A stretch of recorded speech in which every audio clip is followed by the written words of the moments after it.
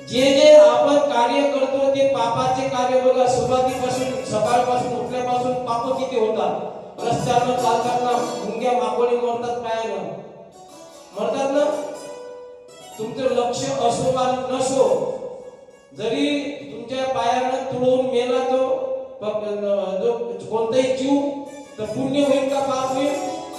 फक्त त्या पापाची तीव्रता थोडी कमी असेल, कारण नजरेच्या आळ. मग नजरेच्या आळ म्हणसा तुम्ही काय महाराज, नजरेच्या आळ झालं हो माहित नाही मला. मग देवाने डोळे कशासाठी दिले तुम्हाला.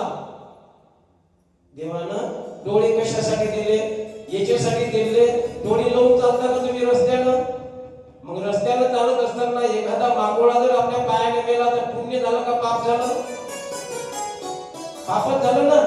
फक्त न कळत झालं असेल पण तर झालं ना.